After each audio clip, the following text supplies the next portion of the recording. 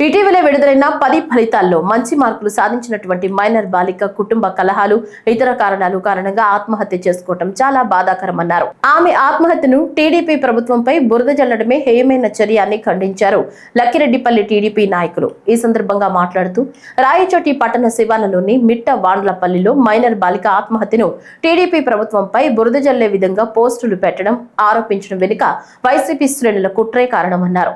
ఆమె ఆత్మహత్యకు గల కారణాలను పోలీసులు నిజాలు వెల్లడిస్తారన్నారు. టీడీపీ ప్రభుత్వం క్రమశిక్షణ పార్టీ అని, అటువంటి పార్టీలు ఇటువంటి వాటిని ప్రోత్సహించడం జరగదన్నారు. నిన్నటి దినాన రాయచోటి నియోజకవర్గంలో మిట్టవాండ్లపల్లె గ్రామం నందు ఒక సంఘటన జరిగినది. అది మనము వార్తల్లో కూడా రావడం జరిగింది. ప్రతి అందరికీ కూడా తెలుసు. పాప 10వ తరగతి చదువుకునే పాప, మరి ఆ పాప ఆత్మహత్య చేసుకుంటే తన సొంత కుటుంబీకుల కలహాల వల్ల ఆత్మహత్య చేసుకుంటే దానిని మా గౌరవ మంత్రివర్యులు మండిపల్లి రామప్రసాద్ రెడ్డి గారిపై వైసీపీ నాయకులు బురద చల్లడం ఇది మంచిది కాదు. ఎందుకంటే వైసీపీ నాయకులకు ముందు నుండి కూడా ఈ బురద చల్లడాలనేది వారికి అలవాటు, వారి యొక్క నైజాలు అవి. ఇప్పటికైనా మీరు మానుకోండి.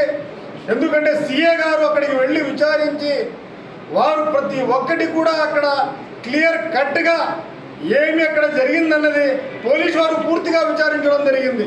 విచారించి వారు ఇది కుటుంబ కలహాల వల్ల జరిగింది, దీంట్లో ఎటువంటి ఇతరుల ప్రమేయం లేదు అని వారు చెప్పడం జరిగింది. మరి దీనిని వైసీపీ నాయకులు సోషల్ మీడియాలో అక్రమంగా మరి మా తెలుగుదేశం పార్టీ నాయకులపైన కానీ వాళ్ళు చెప్పడం మంచిది కాదని చెప్పి వారికి హెచ్చరిస్తున్నాను. కబద్దారని చెప్పి కూడా వారికి నేను తెలియజేస్తున్నాను.